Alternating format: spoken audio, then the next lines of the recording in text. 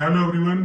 Today I am going to start the lecture third British settlement at Calcutta 1690 to 1727. हमने अपनी last video में British settlement eight Madras में देखा था, ठीक है, लेक्चर सेकंड में। अगर आपने नहीं देखा है तो हमारी सभी वीडियोस देख सकते हैं प्लेलिस्ट में जाकर के। ओके, तो चलिए स्टार्ट करते हैं। तो सबसे पहले मैं आपको बैकग्राउंड के बारे में बताऊंगा, इसके बैकग्राउंड में आखिर है क्या, ठीक है। In the beginning of some of the Englishman of company reached at Sutanuti on the bank of Hooghly river in Calcutta in 1690। देखिए, जो कंपनी थी, कंपनी सबसे पहले जो कैलकाटा में एक हुगली नदी थी, हुगली नदी के बिल्कुल पास में एक जगह थी सूताना थी, ठीक है। वहां पर उन्होंने अपनी फैक्ट्री इस्टेब्लिश की। उस फैक्ट्री का नाम था फोर्ट विलियम। और हमने जो ब्रिटिश सेटलमेंट एट मद्रास था उसमें हमने क्या देखा था, फोर्ट सेंट जॉर्ज, ठीक है, वो उसमें फैक्ट्री स्टैब्लिश की थी। लेकिन इसमें फोर्ट विलियम है, ठीक है, इनमें कंफ्यूज मत होना।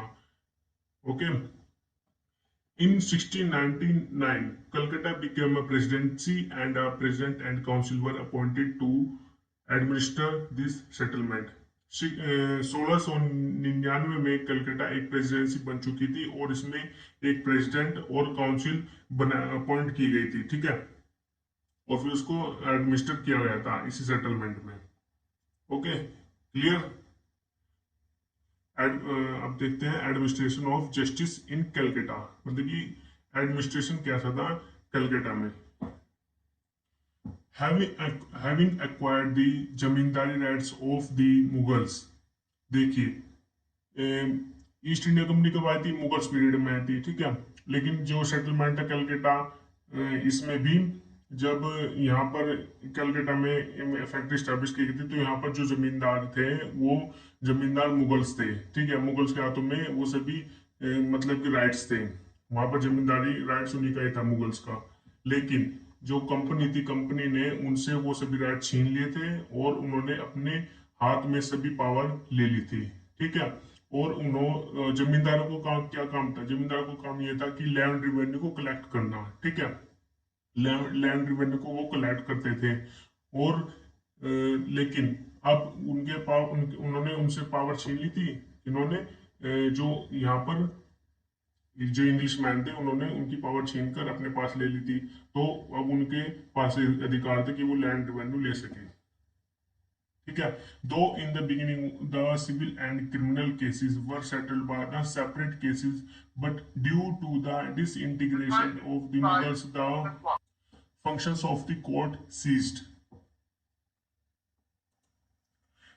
जो यहाँ पर मुगल्स थे उन्होंने यहाँ पर अपनी कोर्ट स्टैब्लिश की हुई थी, जो कौन सी थी, सिविल और क्रिमिनल यहाँ पर कोर्ट थी। मतलब कि केसेस अलग अलग यहाँ पर डिसाइड किए जाते थे, सिविल की अलग थी और क्रिमिनल की अलग थी। लेकिन जैसे ही यहाँ पर ईस्ट इंडिया कंपनी आई, इन्होंने अपनी फैक्ट्री स्टैब्लिश की, तभी यहाँ पर इन्होंने इन कोर्ट को सीज कर दिया था, ठीक है।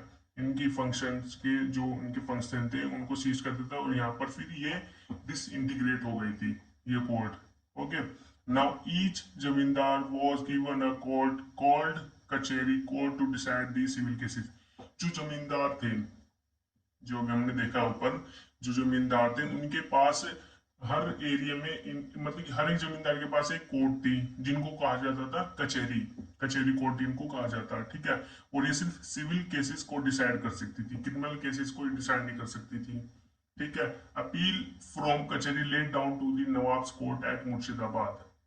जो कचेरी की जो कचेरी कोर्ट थी, इसकी जो अपील थी वो कहां पर जाती थी, नवाब कोर्ट में।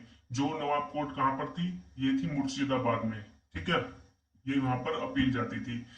The East India Company appointed an English man as collector to collect the land revenue and also to decide the civil criminal and revenue cases. जो ईस्ट इंडिया कंपनी थी उसने इंग्लिश मैन अपॉइंट कर दिया था for collector, ये collector के रूप में उसने ईस्ट इंडिया कंपनी ने यहाँ पर इंग्लिश मैन को अपॉइंट कर दिया था कलेक्टर के रूप में। और उसका काम क्या था, लैंड रिवेन्यू को कलेक्ट करना and also to decide the civil and criminal के रिवेन्यू रिलेटेड केसेस, ठीक है। ये यहाँ पर सिविल और क्रिमिनल और रिवेन्यू केसेस को डिसाइड कर सकता था ये कलेक्टर, ठीक है। The English collector had a court known as Fozari Court. जो इंग्लिश कलेक्टर था, देखिए, कचहरी कोर्ट की कहाँ पर जाती थी, नवाब कोर्ट में, जो कहाँ थी, मुर्शिदाबाद में। नवाब कोर्ट थी मुर्शिदाबाद में। लेकिन जो इंग्लिश कलेक्टर की जो जो इंग्लिश कलेक्टर था ना, इसकी कोर्ट को क्या क्या कहा जाता था, किस नाम से जाना जाता था, फौजदारी कोर्ट के। लेकिन जो इसकी अपील थी, इस फौजदारी कोर्ट से ये जो कहाँ पर जाती थी इसकी अपील, ये गवर्नर एंड काउंसिल को इसकी अपील जाती थी। ठीक है। और ये यहाँ पर नहीं जाती थी नवाब कोर्ट में। इसकी अपील जाती थी कलेक्टर की, कहाँ पर, गवर्नर एंड काउंसिल। क्लियर हो गया। तो चलिए आगे चलते हैं। The two distinct features of the administration are इसके दो फीचर्स थे एडमिनिस्ट्रेशन के। ठीक है, वो देखते हैं। The English collector could take the death decision but did not confirm it with nawab's court and at Murshidabad but used to take the approval of the governor and council. जो इंग्लिश कलेक्टर था, वो अगर डेथ सेंटेंस किसी को देता था, मतलब death की पनिशमेंट किसी को देता था, अपने डिसीजन सुनाता था, तो उसको नवाब कोर्ट से परमिशन की कोई जरूरत नहीं थी। मतलब कि उससे कंफर्मेशन के लिए नॉर्थ कोर्ट से कोई जरूरत नहीं थी उसको। अगर लेनी थी तो वो अप्रूवल ले सकता था, गवर्नर एंड काउंसिल से वो अप्रूवल ले सकता था। उसको अप्रूवल लेने की जरूरत नहीं थी, किससे, नवाब कोर्ट से, जो मुर्शिदाबाद में थी। ठीक है। वो सीधा डायरेक्टली गवर्नर एंड काउंसिल से क्या ले सकता था, अप्रूवल, डेथ सेंटेंस के लिए, डेथ, जो डेथ डिसीजन होते थे। ठीक है। The appeals of collector's court laid down to the governor and council and not to the Nawab's court at Murshidabad। Same वही है जैसे भी हमने ऊपर देखा था। क्या था, कलेक्टर कोर्ट की जितनी भी अपील थी वो कहां पर जाती थी, गवर्नर एंड काउंसिल को, ना कि, मतलब कि नवाब कोर्ट में नहीं जाती थी।